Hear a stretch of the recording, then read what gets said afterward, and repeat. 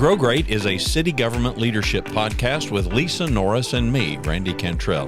Each week we share insights, experiences, and wisdom to help you and your leadership grow great. Our website is growgreat.com.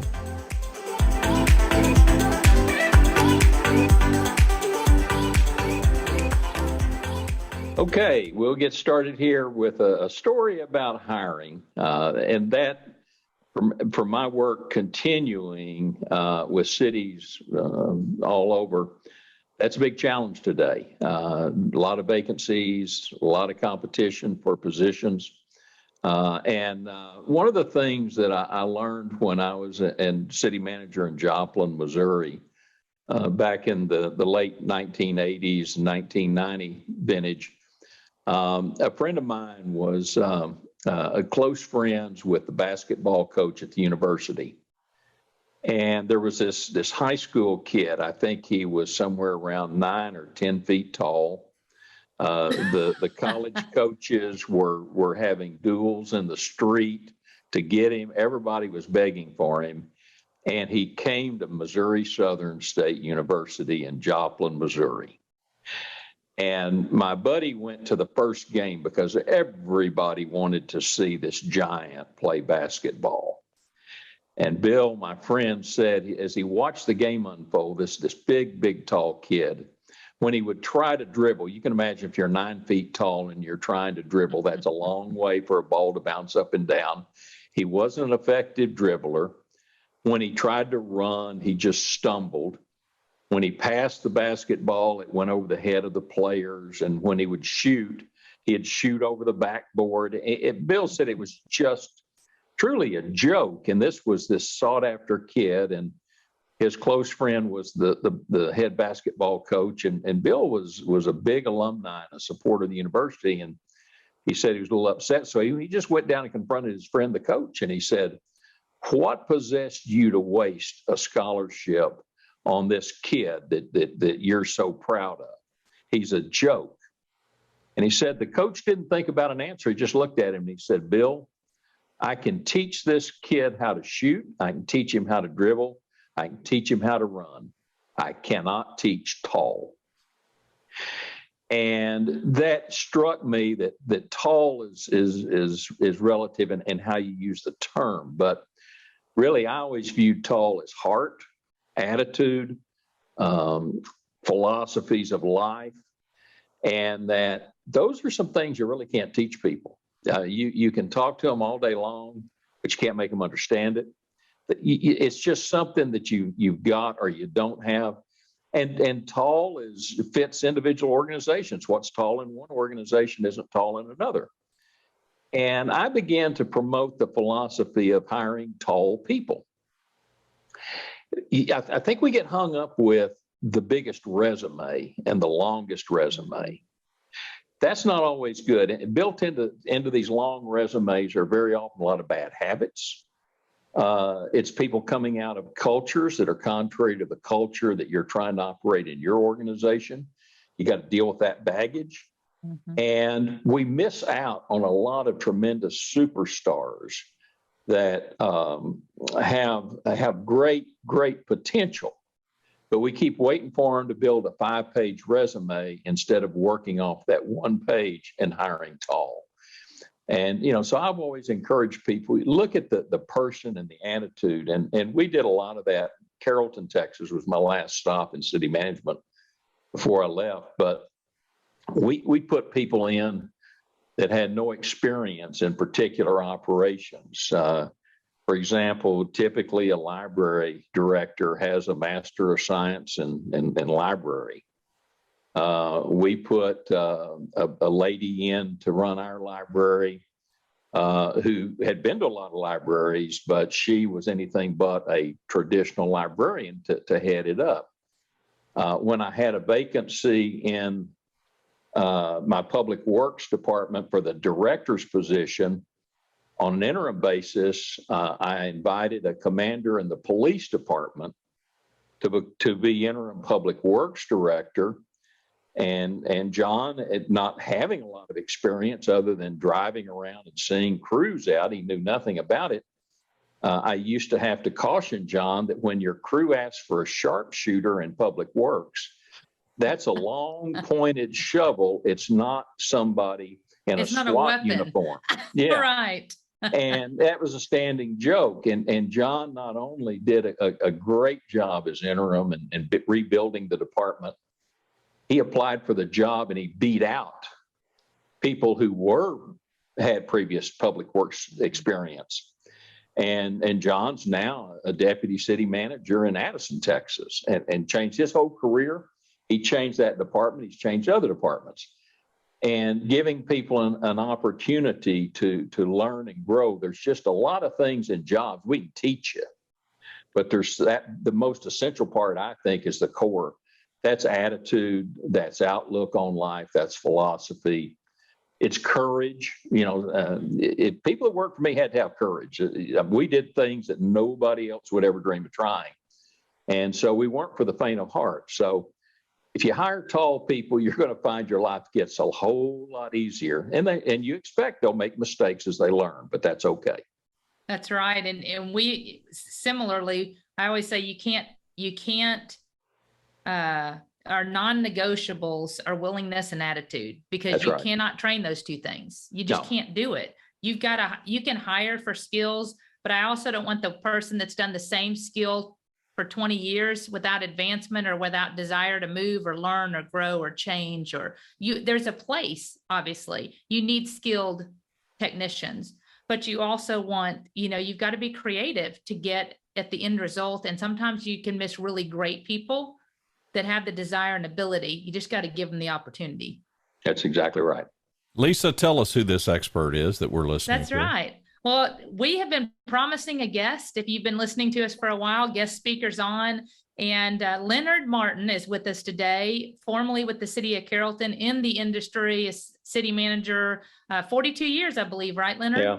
Mm-hmm. And I worked at City of Carrollton prior to his tenure there, but knew of him. Erin Reinhardt is the current human resources director there that came up under Leonard. She was an assistant too, and he hired Tall, right? Put her into HR. And she's like, well, what is HR? She didn't know what HR was when we made her HR director. And now she's actually city manager. She succeeded me in the job when I left. And so you had an ability to identify great people with limited experience that had all the ability to do the job. They just needed to learn the job, right? Yeah. But Leonard's, I heard him at our TLG conference, Transforming Local Government and Innovation. And he talked about this hire tall concept. And I thought that is fascinating because, of course, I'm HR. You all know that have been listening. There's typically rules. We're all, we are doing the same thing, trying to get managers out of the box of, I want a person with 20 years experience in this industry, in city government.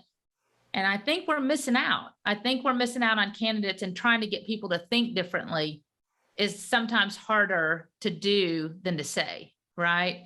But Leonard, why don't you give them a little bit of your background, more than I covered, just so they know where you kind of grew up, where you came from, and what you're doing now, and then we'll jump into the rest of the show. And Leonard, before you start, include in that, if somebody did this for you, I mean, I'm curious, as you were coming up, did somebody look at you, and now that you've kind of unearthed this philosophy of hiring tall, did somebody see in you something that maybe you couldn't see?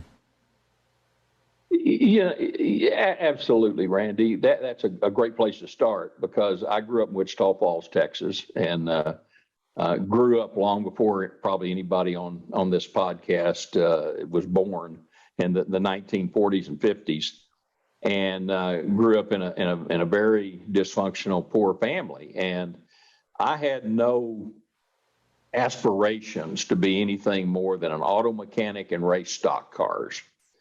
And I had some high school teachers that dragged me out and forced me by humiliating me and made me go to college. They went out and found scholarships and money for me that pushed me in that direction. I've been an auto mechanic. I did construction work. You name it. I've been everything but a hamburger cook, except at home. And really just tried a lot of things. And then I became a police officer. And that was the late 1960s. And I have a lot of great laughs, had a lot of great laughs at my officers because we didn't have portable radios back then. You didn't have arrest cages. It was, I made $487 a month. And you supplied your own guns and bullets and all that. And that was where I was headed, and had and loved being a cop, but my boss was a micromanager, my sergeant, and it just drove me nuts. And I'd been in the Army and had some benefits for college back then.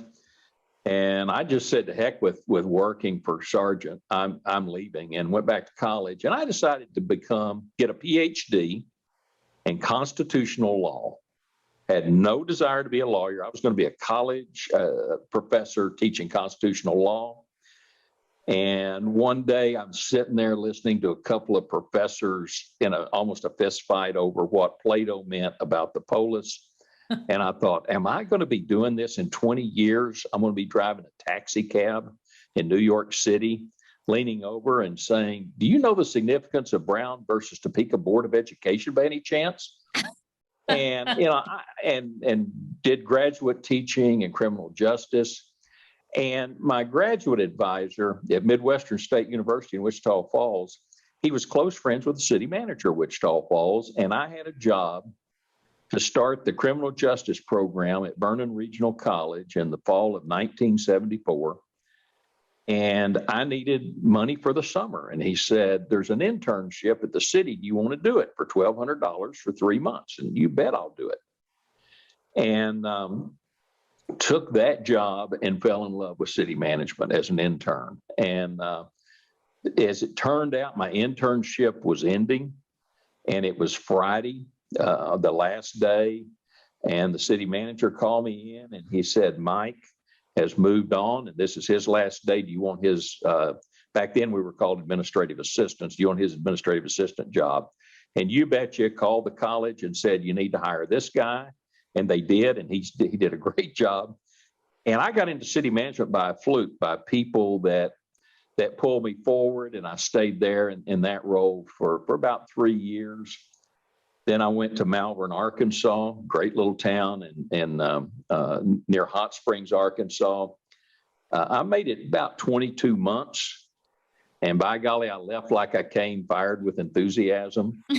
And I am credited with destroying the city manager form of government in Arkansas, because they didn't just fire me, they changed the form of government and ran a brutal election. They put ads in the paper calling me a thief.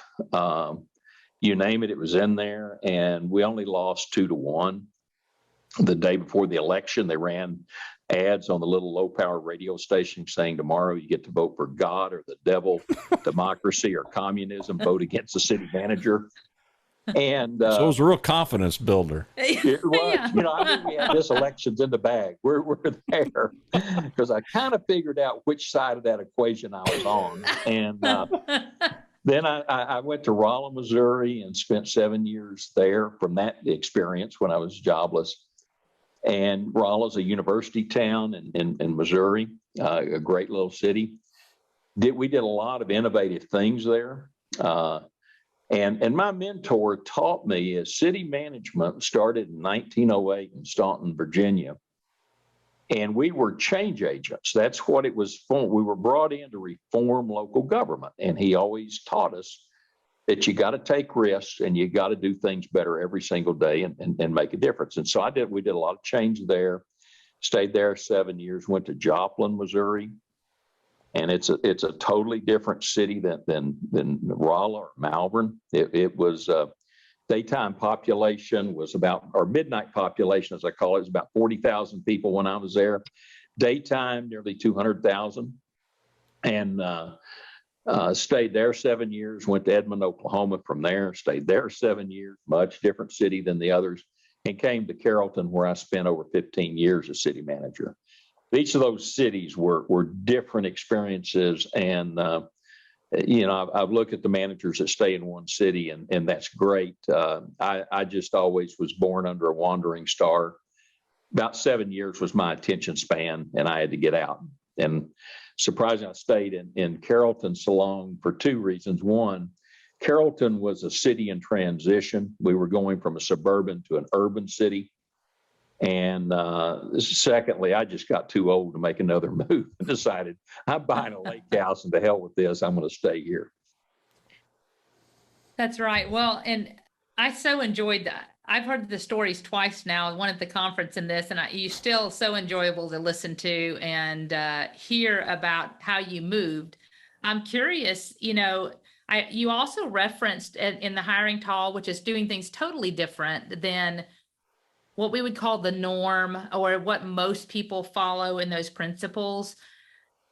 Randy had asked you along the way, how did you have anybody? I know you said that they kind of picked you up, right? You had people that recognized that you could do more. Did you have any one person that stood out in your history, Leonard, that really you look back and said made a difference in you, made a difference in how you think? It was my mentor, Jerry Fox. He retired out of Mecklenburg County, North Carolina, about 15 years ago. But Jerry really molded me and my outlook on what city managers do. When I was getting ready to leave Wichita Falls, Jerry had a philosophy. He wrote you out of the budget. When he thought it was time to move, he'd just simply say, "There's no money in here for you. You got 3 months to get out."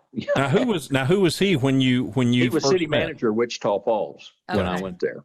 When I was a cop, well, Jerry and I used to laugh. A good cop wants to get the city manager fired. And I tried to get him fired, and then he hired me and became my mentor and really propelled me in the profession. But, I learned so much from him, and I was serving as interim assistant city manager when the assistant manager had moved on to another position. And boy, I wanted that job. Hometown. I was making a whopping $22,000 a year, more money than I ever dreamed was on the planet. And he just didn't do a public search for my replacement. And I was in that role probably 4 or 5 months, really settled in. Everybody in the organization thought I was the next person. And on a Monday morning, the word got out he wanted to meet with me, and everybody came in, was shaking my hand and congratulating me because he's going to ordain you today. Word got out he was going to name the assistant city manager. And I straightened my tie up and slicked down my hair. I'm ready to go meet with him, and I walk in, and he says, "You're going to really enjoy working with the next assistant city manager." I thought, yeah, I love myself. You bet I like working for myself. I like working for me. Yeah, he said, "Yeah, Bob Haley is going to do a great job." And my eyes popped out, and I know my face turned red with anger. You mean I didn't get the job? And he saw the anger and the frustration. And Jerry said, "Look, you've got great potential. And if you're going to be a really, really good city manager, you need to get experience in the small towns, because that's where you're going to learn the nuts and bolts of how you do things. And you can stay here as assistant manager. I can make you that. But all you're ever going to know is Wichita Falls and how we do things. And you'll never grow like you will if you go out and start in the small towns and blaze your own path. And you've got until September 30th when your money runs out." And, I went out just steamed up and angry, and then went and found the job in Malvern, Arkansas, and left. He did give me an extra 3 months. I didn't make it in October. I got out in January. And he influenced me greatly. And I think he had more confidence in what I could do in the business than I had in myself. And that's important when you coach people, that you can see some things in them that they can't see in themselves sometimes, or they're timid about it, or just plain afraid to stretch themselves, afraid they might fail. And he just put me in a situation where I can either be unemployed or I'm going to go do this. And got to Malvern, and Malvern at the time, back in 19, that had probably been January 78, I think, is when I landed in Malvern. And I'm this kid from Texas, and the dump trucks all looked the same. We didn't have labels on them that said City of Malvern. And I asked the quote public works director, who was also the building inspector and had carried 15 titles. how do we know our dump trucks from a contractor? He said, oh, that's easy. Ours are the ones that the fenders go flippity flop, flippity flop. And so, but I learned it from the ground up. Mm-hmm. And I learned what RCP is, reinforced concrete pipe, all of those kinds of things. And as I moved and moved up in organizations, what Jerry did for me by forcing me into that, he could have made me assistant city manager, and I probably would have ended up retiring in Wichita Falls in some fashion. And I don't slight anybody that goes somewhere and just stays if that's their choice. But that's right. Boy, you learn so much in small organizations. I got a lot of awards in my career. And I used to always say they go to the wrong person when you send them, number one, to the top of the organization, because I never did crap to produce anything. And secondly, it's those people in the small cities that make something out of nothing. And but so many people, they spend their careers in cities like Carrollton, 100,000 or so, and they don't know what it's like to have to live with nothing. If a dump truck's 5 years old, oh my God, we're being abused. And in Rolla, Missouri, our police officers, our patrol cars were the used highway patrol cars. And a new police car started with about 80,000 miles on it. Mm-hmm. And they were thrilled to get a new 80,000 mile car. Can you imagine in Carrollton or Grand Prairie or someplace you walked in and said, here's your new 80,000 mile patrol car? You'd probably be shot on the spot. So Jerry did me that favor that I thought at the time was punishing me. I wondered, what did I do wrong? But he really propelled me. You've mentioned courage. So where did you learn that? Or was it just necessity because you got thrown into the deep end of the pool? Or the budget got cut? I think the courage is somewhat philosophical. When I was in Wichita Falls back in those days, you rented your phone system from Southwestern Bell. And I was assigned the task with another fella to audit our phone bill to make sure that we were only paying for equipment we had, which we found there was a ton of equipment the phone company was charging us for, like a phone at Burger King and the school district that we didn't have. And back in those days, a speakerphone was a box that sat on your desk about, 6 inches by 12 inches. And I still remember it was $10 a month rent. And we got to the assistant city manager, and it was tough because they were status symbols. If you had a speakerphone, you were a big daddy in that organization. And we had to make a lot of directors take them out. And the first thing we would do is go to their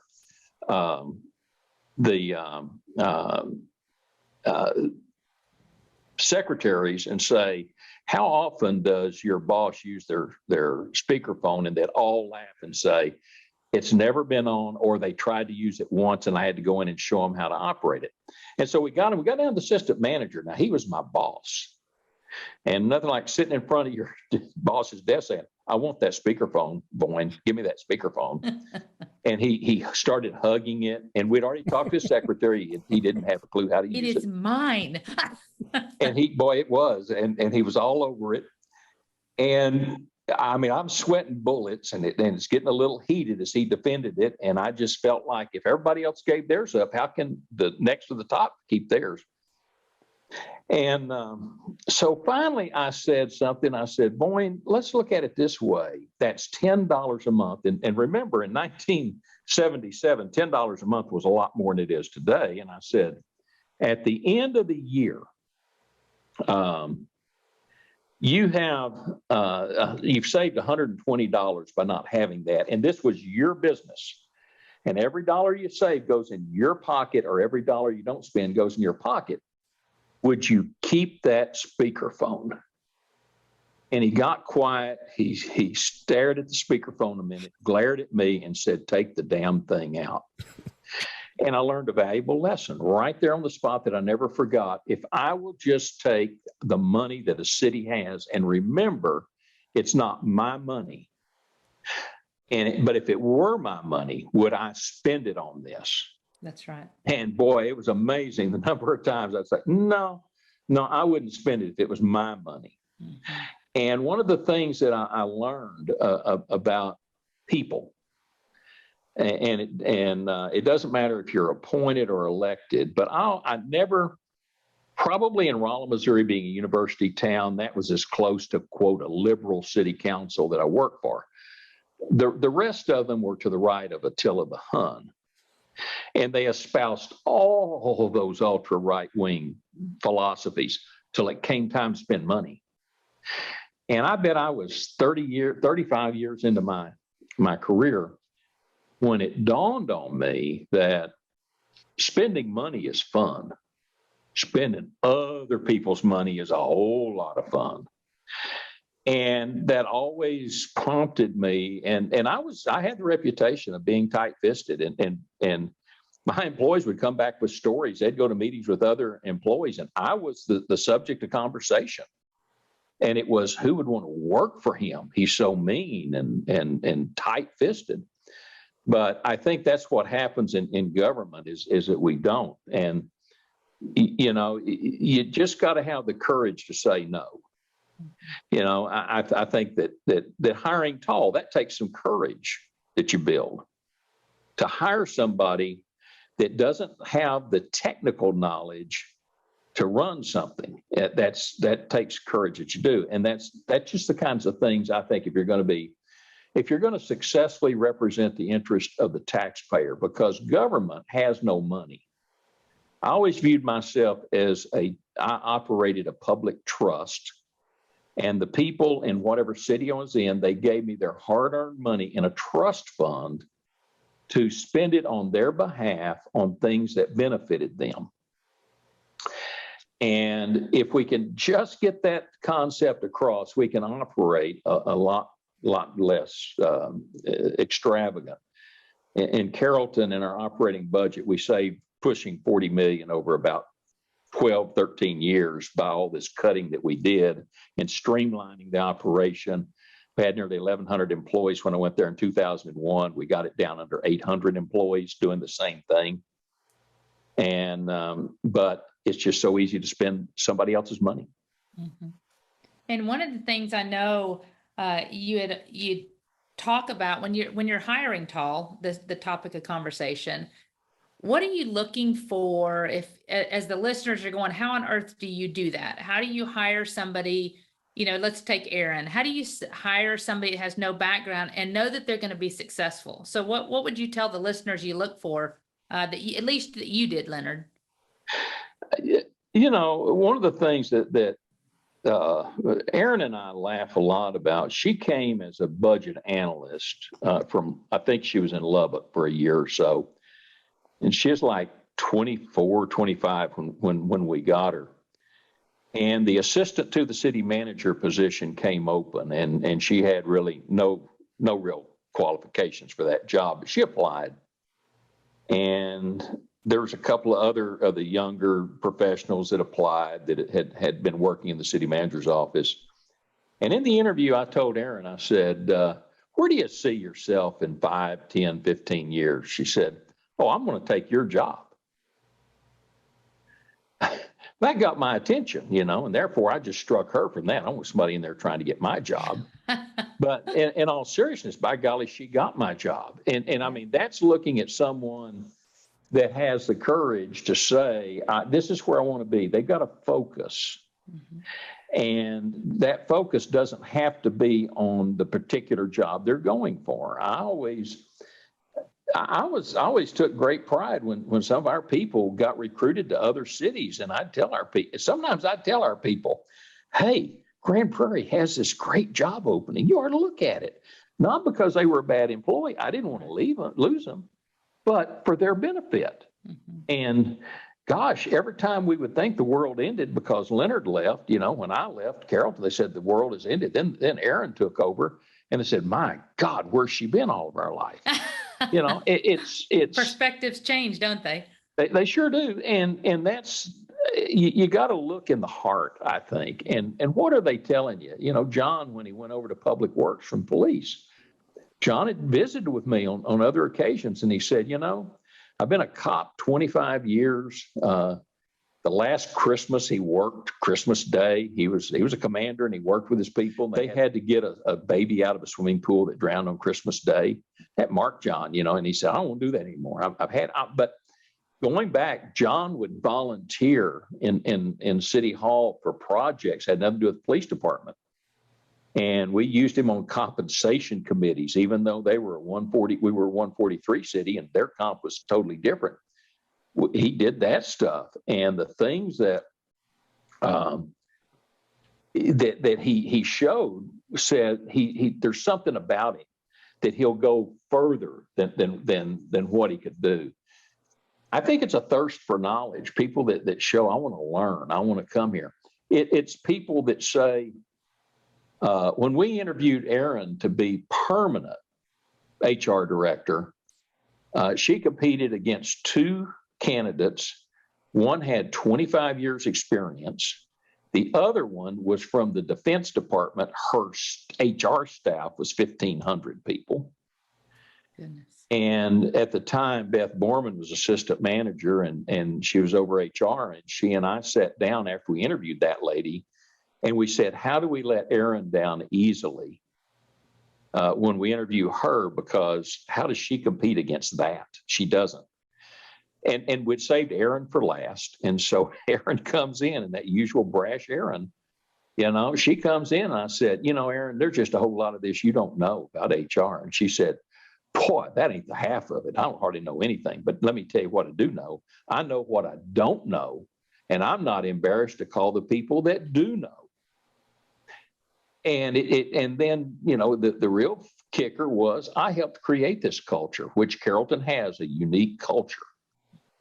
So you don't have to teach me the culture because I helped put it in. Okay, you're now the new HR director, and we had the problem of telling the one with 1,800 employees and experience how this kid beat her out. And Erin just did a phenomenal job in HR. And so you look for it's you can't define it. It's like the Supreme Court justice said back in the 1930s, I think it's Frankfurter, that he can't define pornography, but he knows it when he sees it. Okay. And that's one of Tom Hart's famous quotes. Yeah. He uses that in presentations, that very quote. Yeah. You just don't know it, but you see it and you feel it and you sense it in a person. And you can have people that come in with strong technical resumes, and they've got that. That it's not saying you never hire somebody with a strong technical resume. It's saying you don't have to hire somebody with a strong technical resume. Yeah, and I love that because Erin, in the podcast we've done, we had a leadership recipe, and we talked about there's certain ingredients, humility being the first one. You don't have to be the smartest person in the room, and curiosity being the second one. You have to ask a lot of questions and better questions to get better answers. And Erin was phenomenal at that. I remember when she was new, she was calling or emailing us on everything.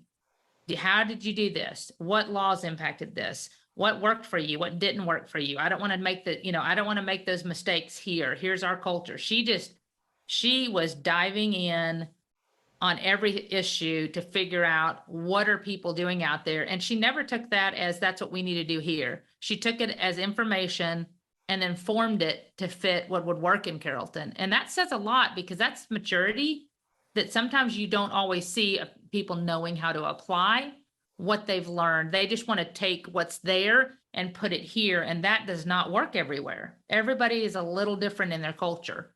At least that's all important to say, because what works in Carrollton may not work in Grand Prairie and vice versa. That's right.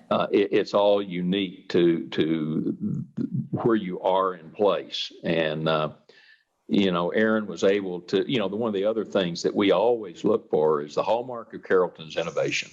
Mm-hmm. You innovate. And one of the things they did when we put managed competition was how we downsized and saved so much money that business units had to compete to keep the business in-house. And when we competed HR, they rechanged it and they called it, I think, workforce services. And they decided they were no longer the rules people. And that's what happens in most HR departments. They're the rules people. The gatekeepers, which is not what you want to be seen as. And we're done with that. And so she downsized about a 6-inch binder of rules down to a few pages of critical things. And then when Parks came in, Parks Maintenance, they had been through managed competition. What we did is, if you won your competition, you had a contract with the city manager to provide certain services for certain resources. And we measured them. It was very quantitative, and those outcomes. And the parks director came in and he said, "You're killing me, because the director of competition is going to cancel our contract in the summer because we rely so on temporary workers for grass cutting and things like that, and we can't stay in compliance with the contract. What can you do to help?" And so they analyzed it and they said, "Tell you what we'll do." Because he said, we lose a temp position, it takes you 3 weeks to fill it. So they said, "Tell you what we'll do. We'll take applications. If somebody comes in that's good, we'll ask them to wait. We'll call in whoever you want on your staff to interview them. They will interview them then. If they like them, then we'll send them for their drug test right there on the spot and make an offer to them that day, contingent on their drug test, and we can get them hired." So they literally took a 3-week process into a 3-day process to make him competitive, because they recognized they made him competitive. I've spoken to some private sector organizations and use that example, and their eyes get big. And I say, "Well, so what goes on in your organization?" And they say, "Well, you have to requisition a position. And then the person that reviews that goes on vacation for 2 weeks. Then they come back, and then they review things. And then you take applications and they review them for a week. And then they send them out, and then back and forth. And then when we interview, then it's 2 more weeks before we make another offer." And that's the private sector way of doing it. Very rules, very structured. And that innovation is what you look for in saying, we can do it cheaper, better, faster, and friendlier. And that was the whole watchword of what we did in managed competition. And managed competition was a huge, nobody had done that I'm aware of, Leonard, because I knew about that. I knew about the competition, and some would be challenged by that. They didn't care for it. I know that happened, I believe, with IT, either shortly after I got there or while I was there, but there was business reasons for doing it, and they had to show value. That was the bottom line, correct? Yeah, one of the things we started, especially with IT, and everybody goes off to conferences, they see the latest and greatest IT system, they got to have it. They spend $500,000 on it to come back. They overburden the organization putting it in. Then they only use half the crap in it. Right. And so we started making people do a business case for a system. And they had to demonstrate, if you're going to put this system in, why are you doing it? And it's always, it's going to make us more efficient. And our watchword were, more efficient. That means you can cut costs. Where are you going to cut the costs? Well, we won't need as many clerks. Okay, how many? 3. Well, what they banked on is the traditional government way of, they bought the system, we forget about it. Nope, we went back after the system implemented and said, "We see you still got 10 clerks. You said you'd do it with 7. Oh, so you better get down to 7 or we're going to have issues." And it's that accountability you got to put in. The private sector's got bottom line accountability financially. You got to meet your numbers. That sounds good. Council members are always saying they want that, but it really doesn't work. That form of accountability doesn't. But you can put a lot of other layers of accountability that you hold people to. And part of being tall is you like to play the game. People would say, "Well, we're competitive already." Really? Well, Jerry Jones says the Cowboys are going to win the Super Bowl every year, but they don't quite measure up when they go on the field of battle. So clearly you're ready to go on the field of battle and compete against your private sector people. And as brutal as all that sounds, during the time we were there, the only 2, IT was outsourced before I came. Mm-hmm. We outsourced solid waste, which I don't know why any government entity wants to provide solid waste themselves. We outsourced that, and that saved about $5 million from that. And we outsourced fleet. Again, another service that I don't know why any government agency wants to provide fleet. those were the only two things that we fully outsourced during all that stuff, changes that we made. Now, parks, maintenance, when they went through their competition, they analyzed their lines of business, and they determined that maintaining medians, they were competitive and could demonstrate it financially. They were competitive in every area of maintenance except right-of-way maintenance. They weren't competitive. They said, we want to outsource right-of-way maintenance, and did it. And to this day, I still see private contractors out because the private contractors are better at right-of-way maintenance. And those are the kinds of things that get people. But all of those ideas come from the bottom up, not top down. And when Scott Whitaker, the director of Parks and Recreation in Carrollton, went through managed competition, they were number 2. Solid waste was number 1, and Parks and Recreation. And Scott put together what he called quality improvement teams of rank and file employees out in the field, and they generated ideas. And he has a guy that works for him out in the field that's a maintenance worker named Gennaro, and Gennaro runs a landscape business on the side, builds fences, does all this stuff, certified sprinkler. And one day in one of the meetings, he threw out some suggestion. And they said, Gennaro, that's a great idea. Why didn't you ever suggest this before? Well, the eye opener was, well, nobody ever asked for my input before. And when you're fighting for survival, it's amazing how creative people can get. And their philosophy there was they would have a meeting, say Thursday afternoon, and somebody would throw out an idea. They would take Friday to kind of flesh it out. Monday, they'd implement it to see if it worked. They didn't study it. They implemented. And that sense of urgency moved people forward. And so that's the other things you look at. Somebody was talking the other day in a city that a director had moved on, and I said, thank God. That person could hardly breathe. They were lacked energy. So I don't know how they did it, but they had been there 7 or 8 years, and they decided to move into another line of work. But you don't want people that don't have a sense of urgency. That again's part of that tall. Yeah. Leonard, is innovation the driver behind Hire Tall for you? The fact that somebody who's steeped in all kinds of technical prowess, they just may not have, what I call the naive curiosity, the bravery to ask the stupid question. I mean, is that a driver behind it? To me, if I'm applying for a job I'm not really qualified for as far as like practical experience, I must be an intuitive type person that's going to seek out answers. I got some courage about me to do that in the first place. And innovation is the thing that's solely lacking, I think, in government. And I explain it this way. It's not that government workers are bad people. I used to do, when I was in Joplin, most of my job was economic development. And I worked with a lot of private sector CEOs, and they used to say, we couldn't do your job. And one time we were talking, he said, well, when we come up with an idea and we go try it and it doesn't work, we go to the back room and figure out why it didn't work and take whatever action.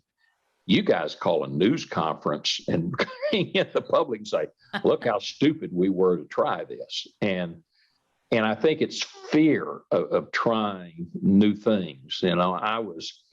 It's a little bit, I hate suits. If I ever find the bastard that made neckties, I'm going to string him up with it. And when I came here, I did not wear the suit. And I remember one of our directors one time was flying back from Austin with a city manager from another city. And I became the topic of conversation about the fact I go to meetings where there's elected official. He doesn't wear a suit. It wasn't long till we didn't wear anything but jeans in my organization, including me. And it's just getting out of that traditional mindset. And I'd have people say, well, you can't do that. When we went to the modified work week, you can't do it. Yeah, watch us. And so it's trying to if we just keep doing things the way we've always done them, we're never going to get there. And accountability is becoming, I think, the watchword of the world now with all the cell phone videos and things like that. We just got to be willing to take risks. And part of that tall and having the courage to hire tall is looking for that person that has courage and willing to try new things. And to me, it's inherent if I'm willing to try for a job that I don't meet the basic qualification, I'm an innovator. That's right. And you have the courage to do it. I love the reference because when we were at the conference, Randy, he had Aaron, who is now the city manager in Carrollton, that he had brought up, the one he referenced that was the assistant to, and another lady that was up there that he had helped mentor. And I believe she was also in city management, right, Leonard? Assistant manager in Addison, deputy manager in Addison. Okay. And it was interesting because he also referenced himself as a change disruptor, right? And so I thought that concept, and they were asking how it came about. Somebody in the audience says, how do you get these ideas? And they're like, oh my God, he would send us napkins on the flight. And we were like, oh, another napkin. And would have all these ideas written on a napkin. And then they had to go vet them, and they were laughing about it, not in a bad way, but they would say we would have to shoot holes in it or realize this is a great idea. But they would go back and talk to you about it, right? And then Leonard, tell them a little bit about that. I thought that was funny on how those come about. Well, I mean, when I was young in the profession, and I always tell young people, I read every magazine that professional organizations put out for free. That's too tight to go. Well, I didn't have the money to go buy subscriptions, but parks and rec organizations, public, I read all that stuff constantly. And so I've always been an idea junkie from way back. And we put together, Aaron's big laugh used to be, I put together the Public Employee Benefit Alliance. I think it's folded up since I left and Susan Smith retired. Yeah, that was PBA, right? I think they just folded though. It just came out. I put that together, and Susan Smith and I did, and it was buying benefits collectively, drive down costs. And I'd go out to those meetings and I'd sit there and something would happen. I'd have an idea. Well, when I'd go back to the airport on Fridays at noon to catch my flight back to Carrollton, I'd be sitting in the bar having a beer. And I'd think about it, and I'd call Erin and say, I have an idea. And she would just grin and say, thanks for ruining my weekend. Yeah, it was always on a Friday, she said. Oh, yeah. Yeah, it's Friday afternoons from those meetings. But, at night I'd get ideas and send emails, look at this or that. And at first it was foreign, but a culture of an organization, I was working with a private company that got the Baldrige Award, and they were talking to me one day about how they'd changed their culture. And I said, yeah, I was working with an organization change their culture. They said, oh, well, our consultants that helped us change our culture, they had this book they'd published, and so I'm going to share it. So they sent me a book, and they meant real well. It was full of math formulas of all this analysis. And I said, culture, when you boil it down to the lowest common denominator, since they use numbers, I'll use that term, it's nothing more than shared habits of how we live our life. That's the culture. A family has a culture. Anywhere there's 2 or 3 people, there's a culture. And it's those shared habits. And to change a culture, you have to change habits. And once you get those changed, it takes about 3 years, and it's brutal to change a culture. I mean, I used to smoke like a fiend, and quitting smoking, it's tough. I haven't mastered getting away from whiskey yet, but I'll work on that when I die.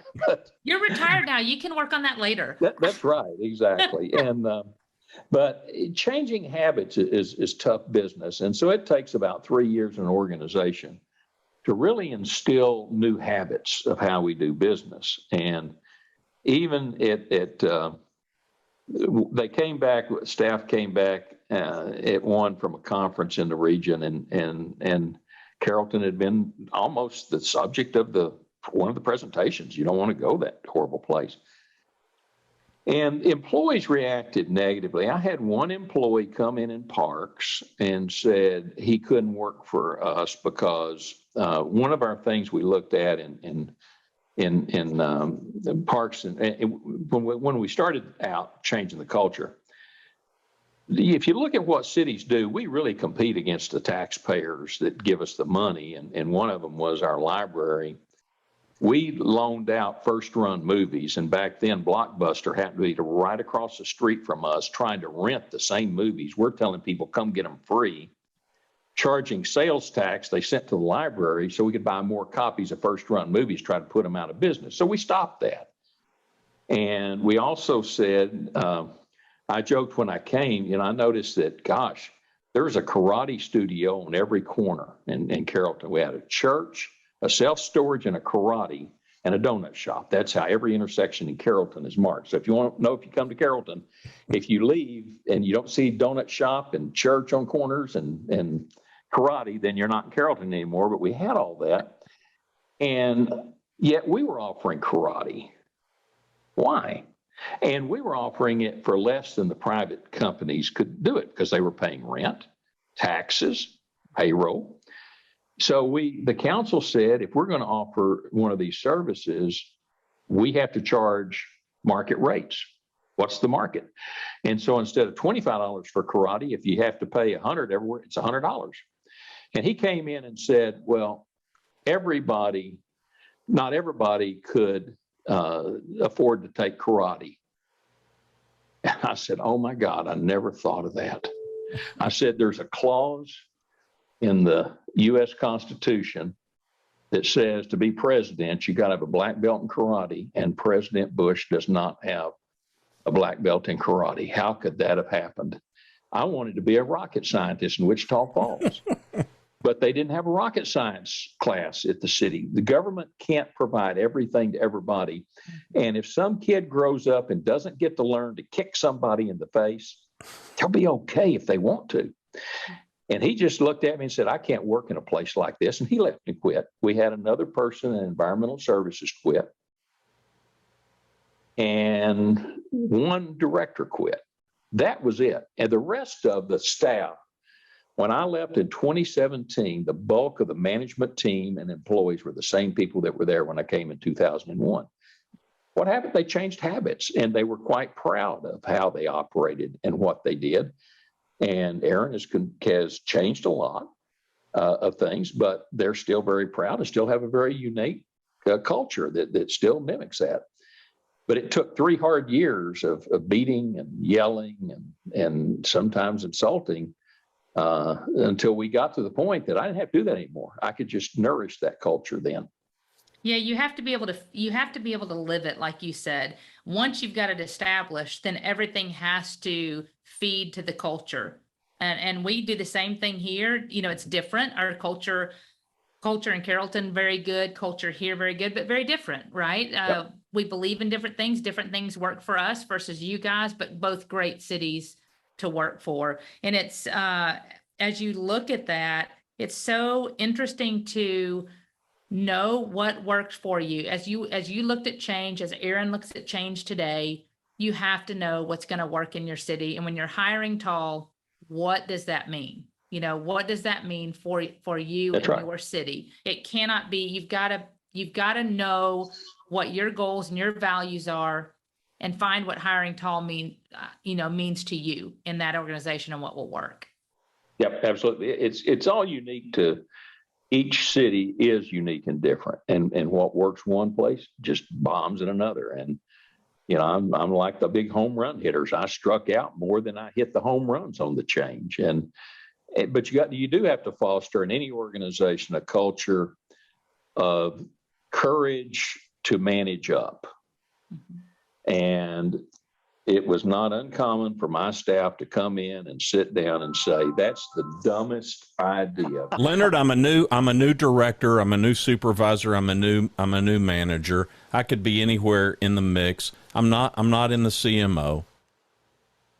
So you're 42 years of advice, and I like what I hear, but man alive. How do we do it? I've got a lot. I feel like my whole life's on the line here. So I've got to hire somebody. It's just, you and I both grew up in the era where when it came to computer stuff, we'll hire Big Blue. Nobody's going to get fired for hiring IBM. Yeah. So easier to play it safe.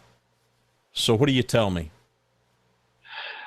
In my organization, I like to hire failures, and that worked for us. And I wanted to hire people that had failed, as long as they learned from their failures. Let me put it that way. And we talked in terms of there's a difference between a failure of the heart and a failure of the mind. Failure of the mind is going out and getting snockered and getting in a city vehicle and crashing and burning. A failure of the heart is coming up with an idea of how to mow the grass differently to save the taxpayers money and make the park more attractive. It didn't quite work out, but at least we tried. And I think you have to make sure that people understand that is not talk. That's the philosophy and the guiding value of the organization.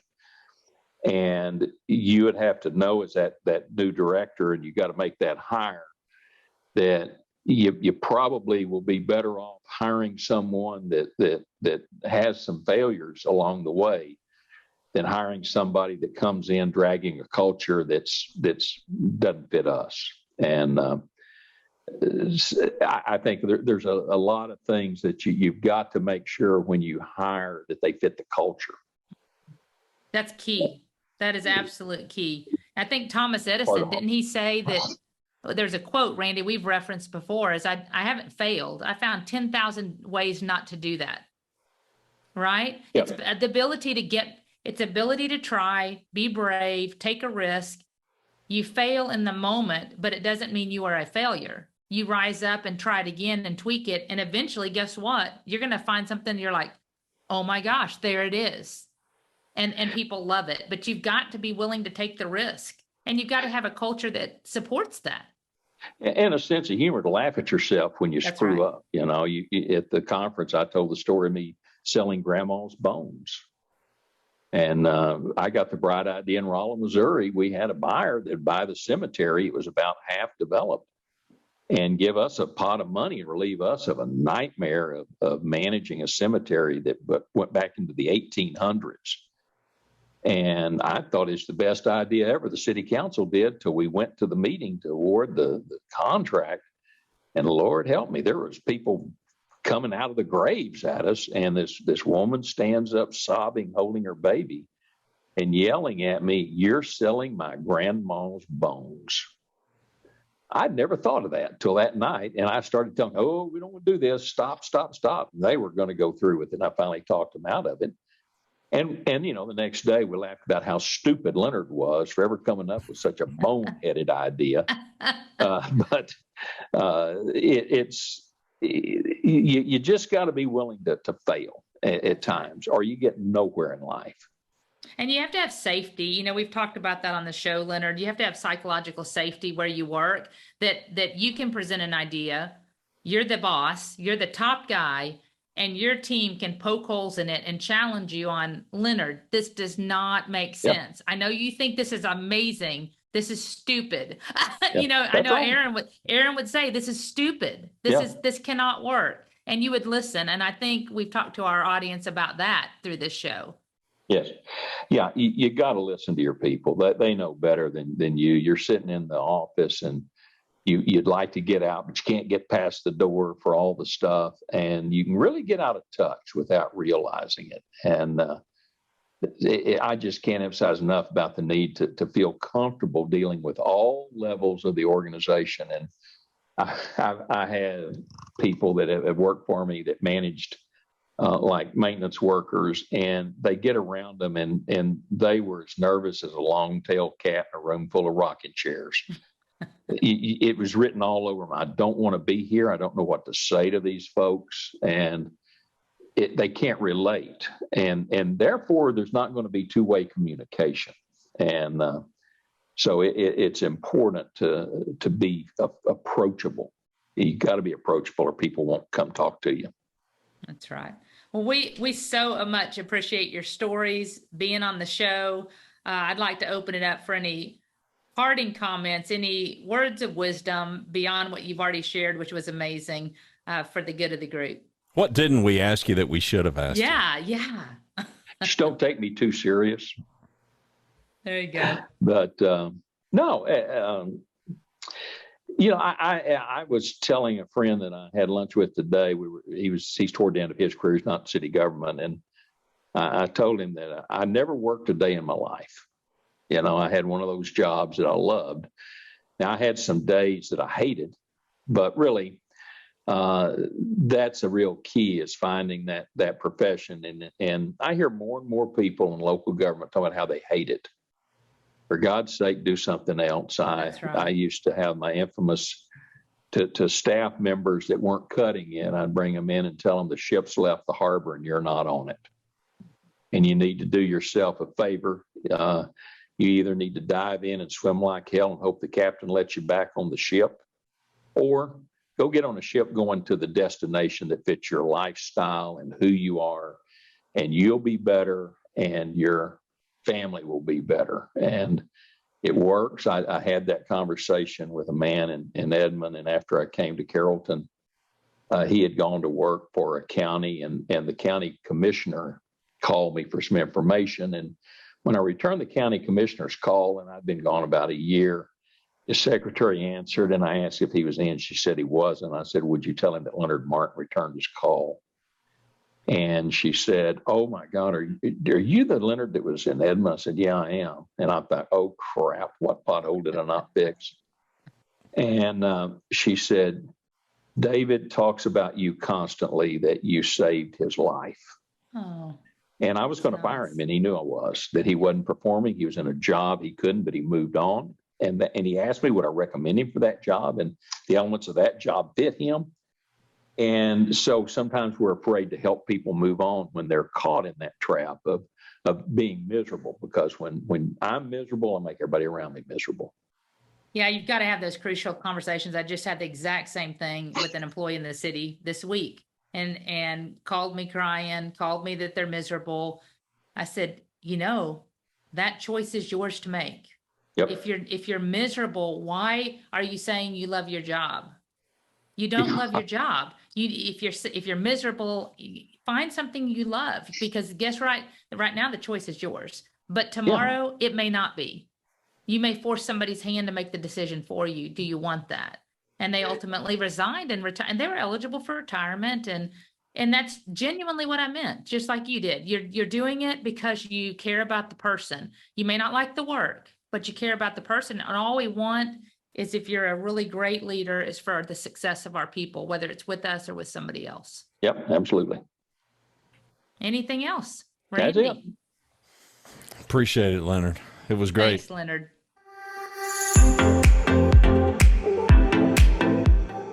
Thanks for watching and listening to Grow Great, a city government leadership podcast. For Lisa Norris, I'm Randy Cantrell. Be well, do good, grow great. The website is growgreat.com.